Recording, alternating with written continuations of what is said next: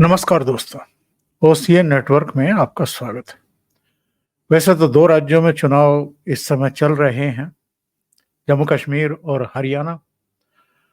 जम्मू कश्मीर में 3 चरणों में चुनाव होने हैं, 18 सितंबर को, 25 सितंबर को और 1 अक्टूबर को।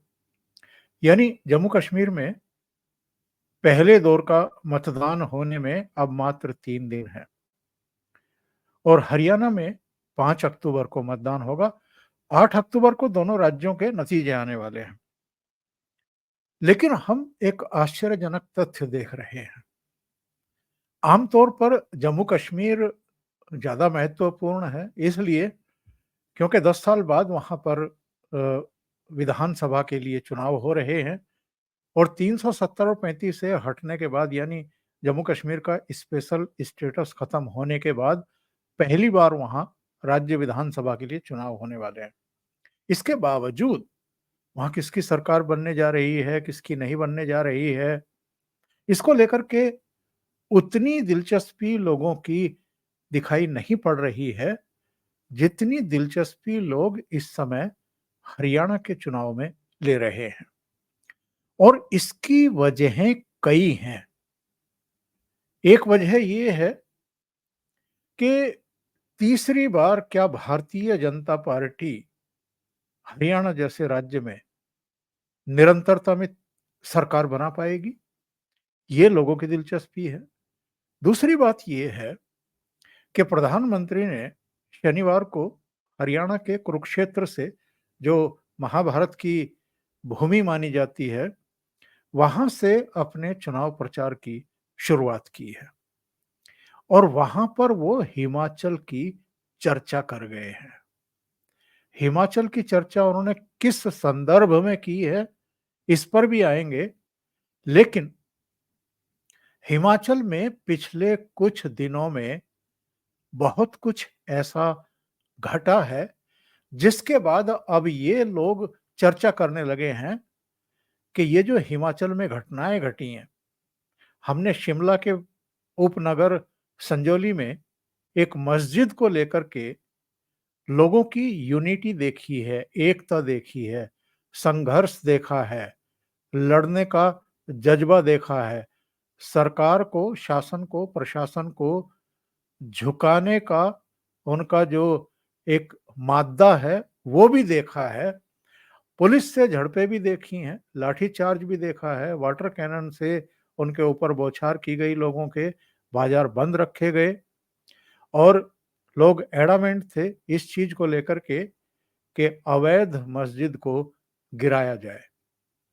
ठीक इसी तरह की घटना हिमाचल के मंडी में भी हुई और मंडी में तो नगर निगम के आयुक्त ने ये कह दिया मस्जिद कमेटी से कि या तो जो अवैध हिस्सा है खुद गिरा दीजिए, नहीं तो फिर हम गिरवाएंगे। 2 जगह की ये घटनाएं और इनके अलावा भी कुछ घटनाएं ऐसी घट रही हैं। सूरत में मैंने अपने एक अलग वीडियो में उसकी चर्चा की थी।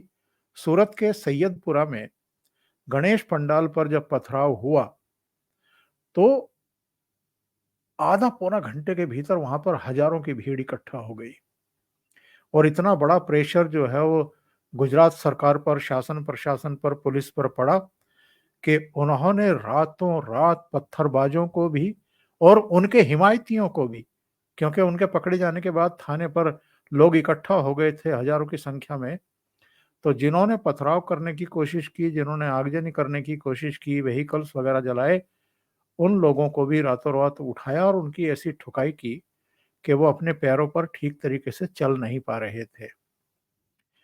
तो ये जो सूरत में घटना हुई, ये जो संजौली और शिमला के पास संजौली और मंडी में घटना हुई है, ये कहीं न कहीं माना जा रहा है कि हिंदुओं में एक जज़्बा है, एकजुटता प्रदर्शित करने का।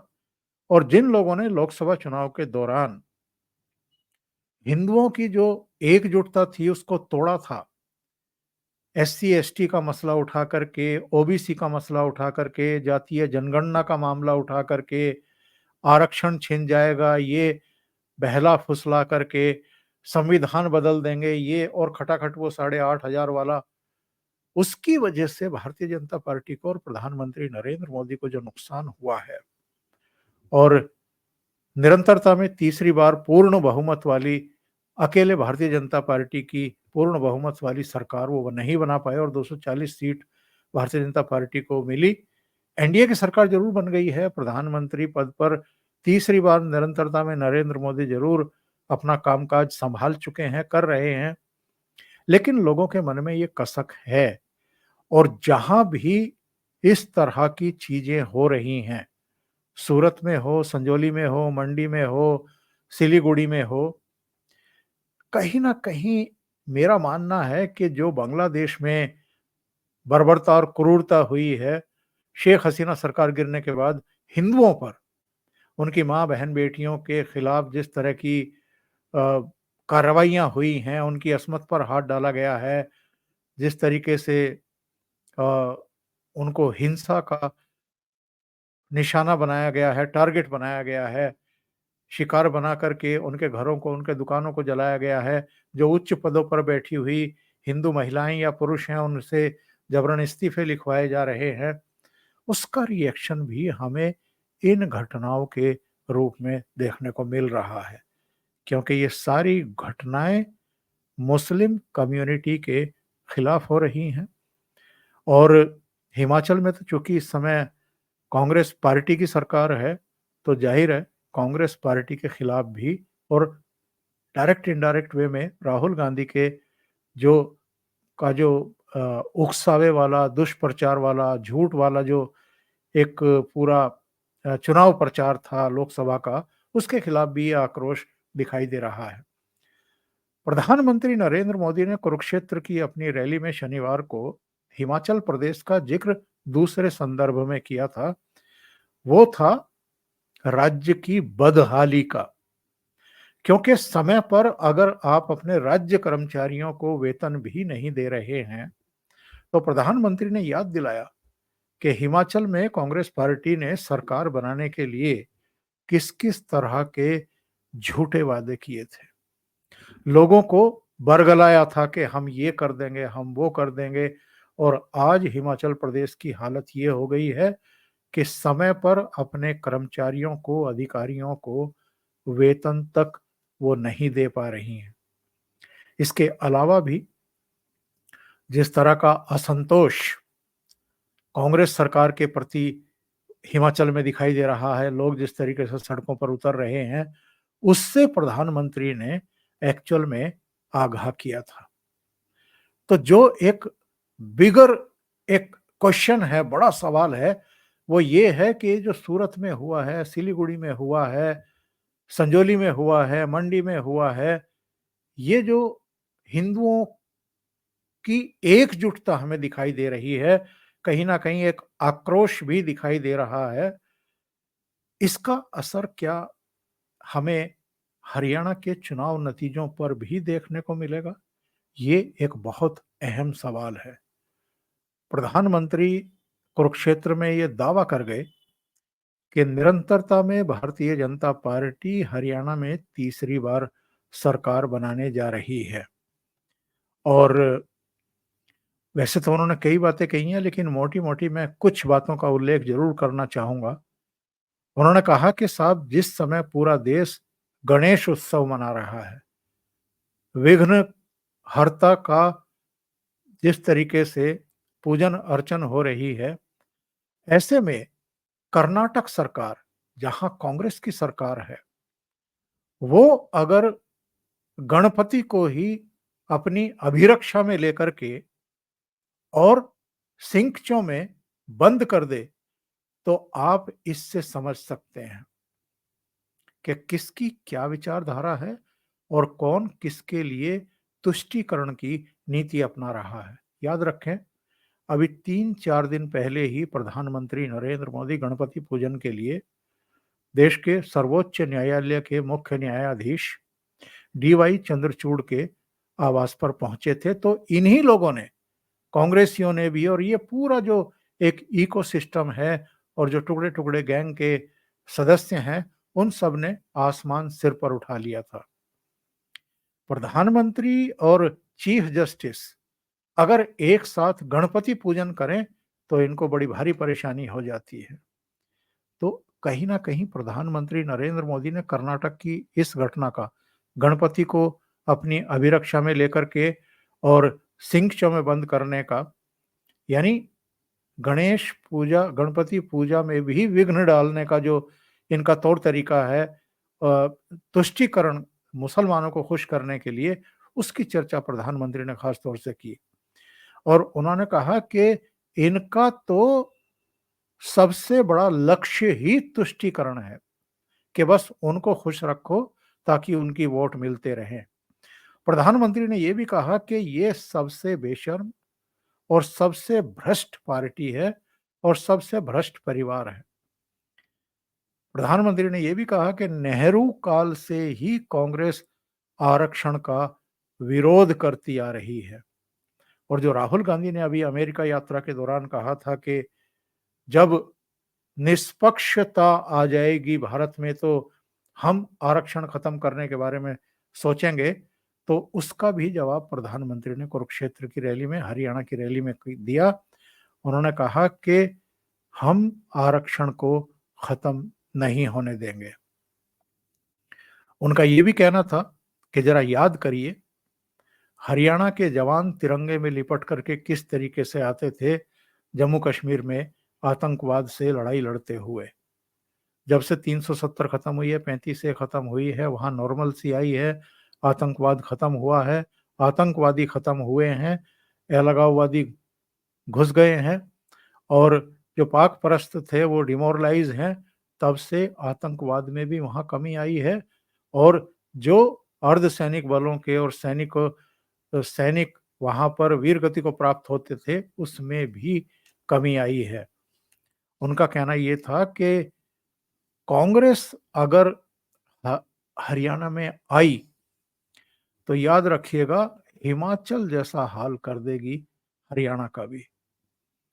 प्रधानमंत्री ये बताना भी नहीं भूले लोगों को कि हम अब तक देश भर के, पूरे देश के किसानों को 3.5 लाख करोड़ रुपया किसान सम्मान निधि के रूप में दे चुके हैं। और हरियाणा एक ऐसा स्टेट है जहां 24 फसलों पर एमएसपी सरकार दे रही है। और कांग्रेस पार्टी को वादा करने में और नहीं निभाने में बेईमान बताते हुए उन्होंने कहा कि इससे बड़ी धोखेबाज पार्टी कोई नहीं है। और कांग्रेस को उन्होंने अर्बन नक्सल का रूप बन गई है, ये भी निरूपित किया।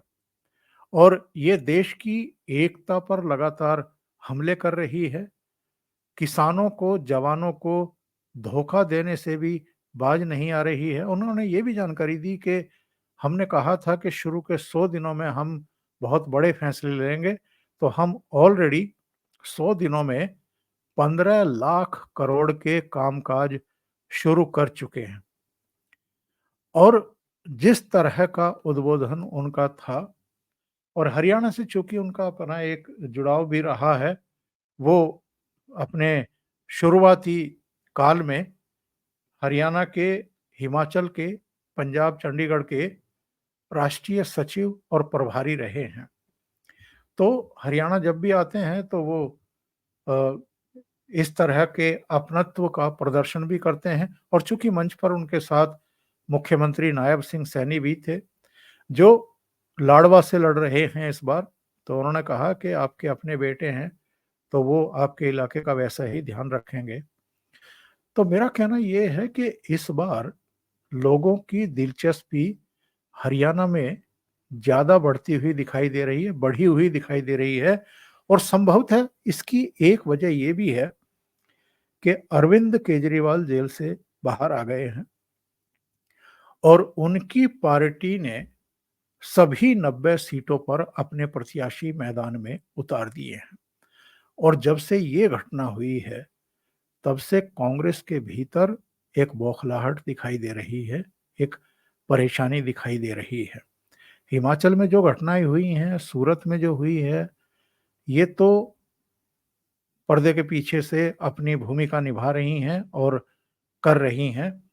लेकिन जो सामने दिखाई दे रही है कांग्रेस को, उसको लग रहा है कि अरविंद केजरीवाल की पार्टी के कैंडिडेट जीतने की स्थिति में भले ही ना हो, लेकिन नुकसान पहुंचाने की स्थिति में तो जरूर है। दिल्ली में भी अरविंद केजरीवाल की पार्टी ने ही कांग्रेस को रिप्लेस किया।